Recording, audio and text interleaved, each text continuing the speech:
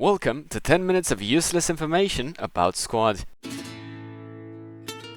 Did you know that a TLF, aka Turkish Land Forces, have polymags on their guns, letting you see the bullets inside the magazine? Now, if fired, they will actually show to have less bullets in them. Wow! If a scout drone gets destroyed on a hill and it starts rolling down, it will accumulate momentum. Now, if an unfortunate soul stands in its path, they will suffer the consequences, trip over and die. The drone is the most lethal weapon in the game.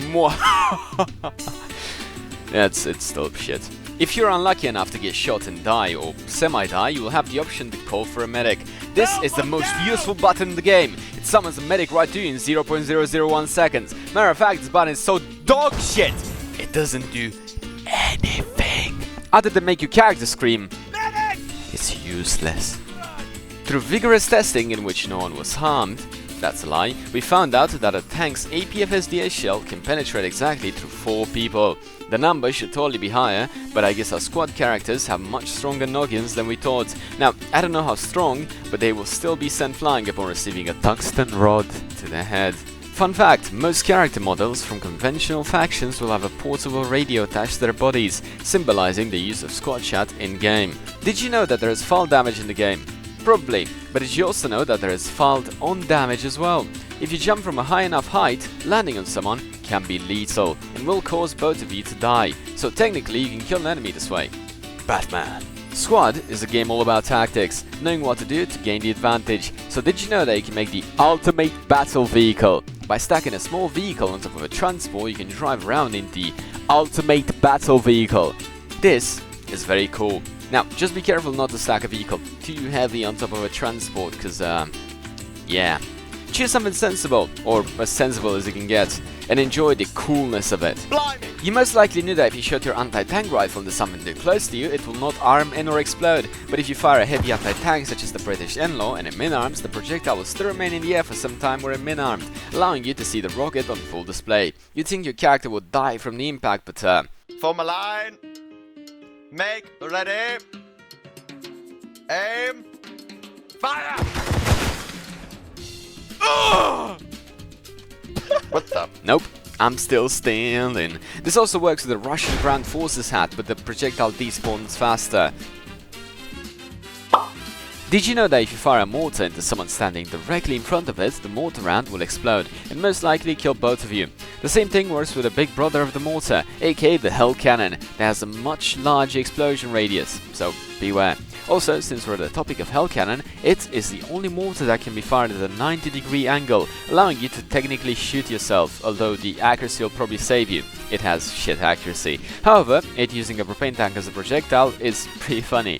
If you empty out the Grad's rockets, the model will actually have empty holes in the turret. And fun fact, you can shoot people through those holes. I don't know when you do that, but hey, you can. In a pinch, if someone throws a grenade at you and you happen to be in the radius of a fob, you being a squad lead or a fire team lead and the FOB having build supplies, you can save yourself from an incoming grenade by placing down a fortification and hiding behind the small construction bars. If you're ever in this situation, consider it strongly. Better than that, if you shoot someone, their gun drops to the floor, and if you then drag the unconscious body of the victim through the gun, you'll see that the body and the gun have collision. Look at it move! Look, it's so beautiful! My immersion is finally brought back. Do not worry, nothing bad is gonna... Also, you can drag enemy corpses as well as friendlies. Also, I'm now carrying a fat-ass machine gun. But notice how my character hit the gym recently and is now able to perfectly hold it with one hand while dragging the corpse. Just know that every time you're a machine gunner and drag someone, your immersion will be catastrophically destroyed.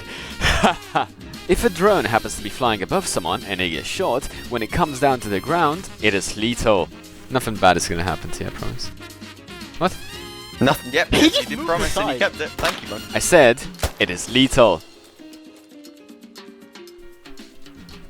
There we go. Did you know that a sniper rifle can kill around 3 people with one shot? Article 1235 of the Geneva Convention states that, as unarmed personnel, you cannot harm us, so beat it, buddy. Oh. Although it is very, and I mean very inconsistent. Sometimes it may kill 2, sometimes it goes through people, but in a live game you can consistently kill at least 2 people in one shot with it if you're lucky enough. If you place a fortification on the ground, drive a vehicle into it and then build it up, the vehicle will most likely be launched up in the sky, although other things can happen to it as well.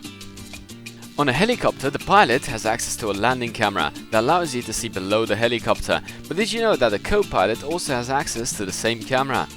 The British Armed Forces helicopter has a ladder in the back of it. If your helicopter is standing still in the sky, you can jump out without ragdolling. You will still die when you hit the ground, but if you take the grenadier role and use the grenade launcher, you can technically kill someone while falling down. You cannot aim down sights though, so the grenadier is the only one that you can use. In Squad there are two types of smoke grenades. Besides looking differently, they also emit smoke in different ways. One shoots it out on one side while the other on both sides. Nice. When you pull the pin of a grenade, before throwing it, you can look back at the grenade and see that on some grenades the pin is actually pulled out of the grenade, but on others our character kinda does forget to pull the pin completely. Don't worry though, it will still explode.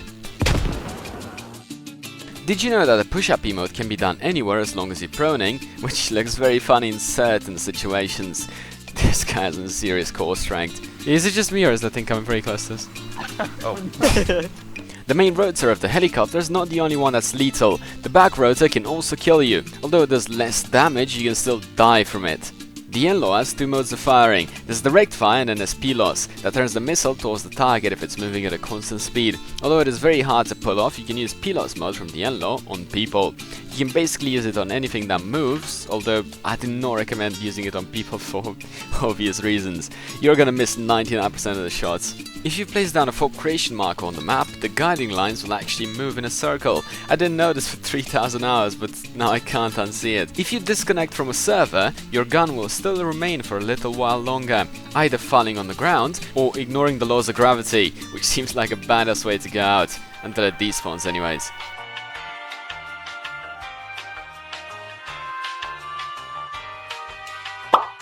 The Insurgent cell phone detonator actually displays your real time, like the actual time on your computer, which is, why?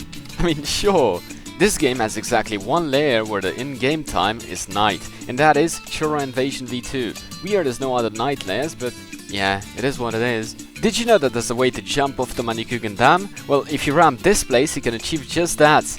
Whee! There's not really any reason you'd want to do this other than it looks funny, or a last minute change of plans. I mean, who knows, maybe this is actually useful. Slightly. Like very slightly. By the way, this ginormous dam can be climbed. I know it looks steep, but you can climb the slightly less steep part. And also, if you're feeling that's not cool enough, you can stand inside the waterfall thingies and climb up them until you reach this quote-unquote cave. Just look how steep it looks.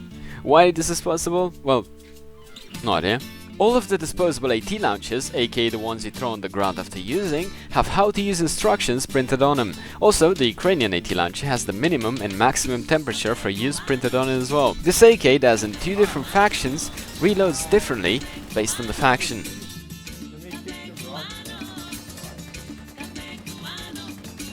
Every kit/role in the game has a knife. Now usually the red 4 factions hold their knife with the blade pointed down, while the blue 4 ones pointed up, the exception being the Aussies. Whenever you do the hello emote, no matter what you have in your hand, you will hold it at the same position as you would a gun, which can lead to some pretty funny stances. Squad used to have an unarmed role, but when UE5 launched, it got removed. This role used to have nothing except the ability to raise his hands up, which allowed for war crimes to occur in games.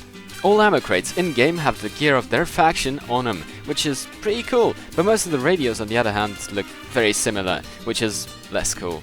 All USA and USMC vehicles that have big cannons have names on them. This kinda gives them personality, and also if you're lucky enough to get the name Chuck Norris on your tank, you will not lose. The Middle Eastern insurgent Sapper has access to the best of technologies, aka rocks. Rocks are intended to be used for hiding mines, but they can also be used to make a rock tower, which looks cool. If you turn on the P-Loss mode in your N-Law, lock on and then fire while turning around very fast, the rocket will also turn very aggressively, way harder than it should. It is very hard to control, but interesting. On Manikugan, if you somehow manage to jump a vehicle on the lake side of the dam, it will sink until the water runs out. Yeah, the devs must have only placed water on the top of the lake, forgetting the depths, which explains the grass as well. Anyways, once you get there, you're basically free to drive around beneath the lake. This looks very surreal and stupid. I don't know how you do it, but hey, it's possible. Well, that was it for today. If you have any useless information about Squad, feel free to share it. If this is enough, we'll make a part 2. And also, if you have any useful information, I'll take that too. Who knows, maybe 10 minutes of useful information next? Anyways, see you later. Crocodile.